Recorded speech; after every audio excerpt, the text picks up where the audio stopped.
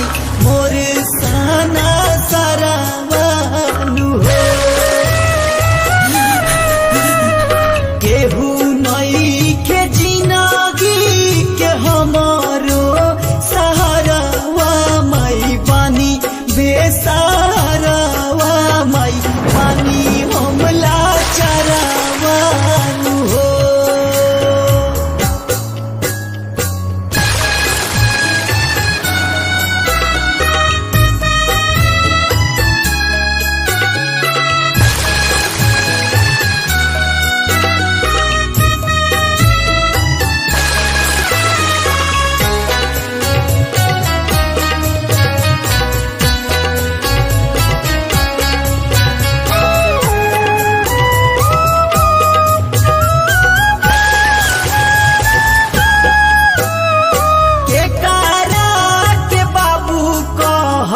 के कारा के माई के कारा के दीदी कहब के कारा के भाई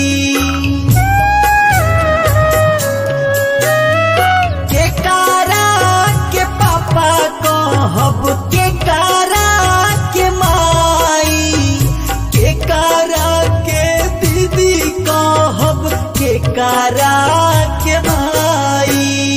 छने भर में लूटी गईल मोर साना सारावा माई अंगना दुआरावा माई पानी बेसहारावा हो।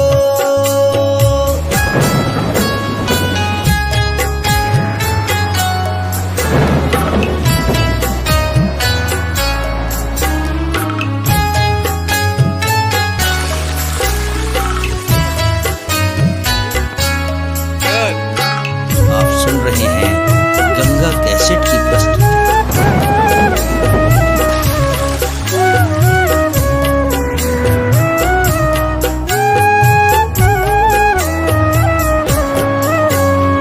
माई हो बेटा के बुझो परेशानिया के कारा से जाके कहीं दुख दा कहानिया।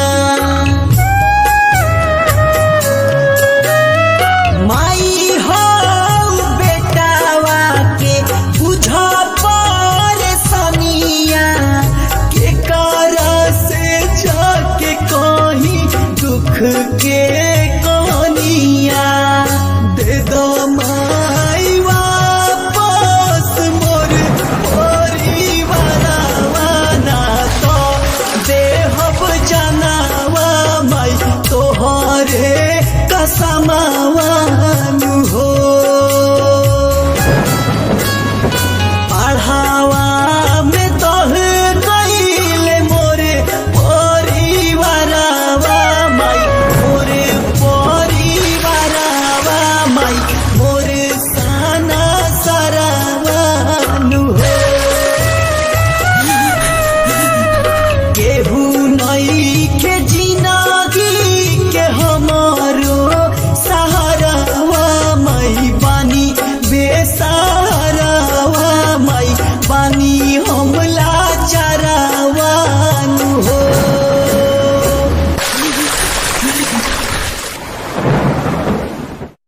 हमारे इस चैनल भोजपुरी जंक्शन को लाल बटन दबाकर सब्सक्राइब करें व घंटी के निशान का बटन दबाएं ताकि सभी नए वीडियो आप तक तुरंत पहुंचे बिल्कुल मुफ्त।